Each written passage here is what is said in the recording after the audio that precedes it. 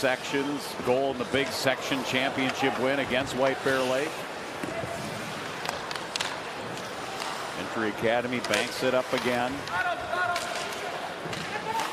This is the commonality for all day long, but I think one of the things that at times bites teams that don't have the experience that some of the Grinnell Powers do is their forwards in particular will all of a sudden try to do a little bit more. And often that little bit of more is try to go straight through a player versus beat them outside with your speed.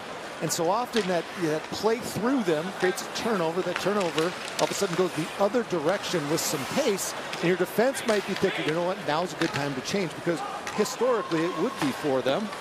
And that little extra, stretch on that play can be so costly. Just top to bottom, some of these teams are so deep. And as you look at Tonka's defense, for instance, you talked about Gavin Carl. You're not going to beat Gavin Carl one-on-one very easy. It's a gamble, as we have icing here. And right now, Minnetonka continues to the board, maybe get one here in the state tournament quarterfinals.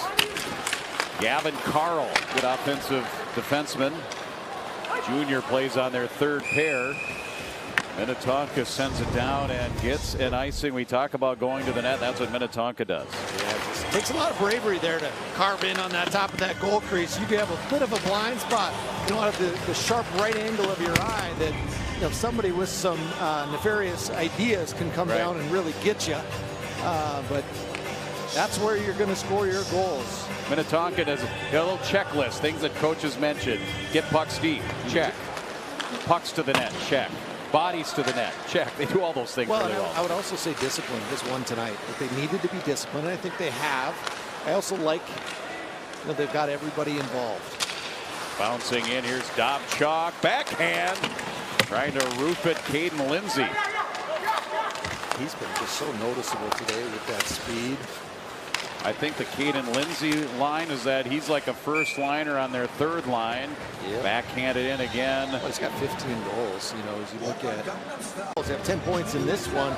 The Renault Johnson Sturgis line came in with 58 goals.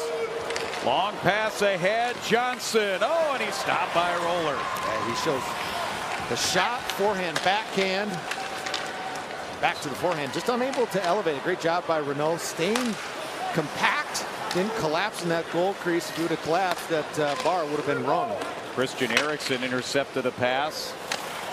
Christian Erickson seeing some ice time here. Sidney O'Connor is on this fourth line for Gentry Academy.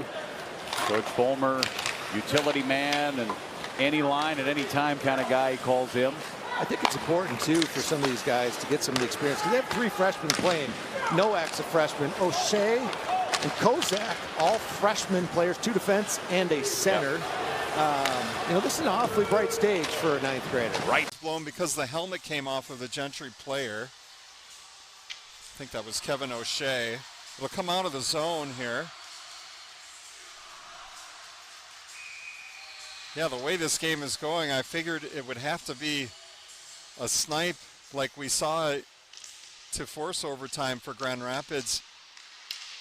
Something like that for either team. But at any rate, it is a 1-goal lead here for Grand Rapids, and Gentry looking here to try to, first of all, keep it at a 1-goal deficit and then try to tie this one up here. Plenty of time, 10.5 minutes to go. Zabrock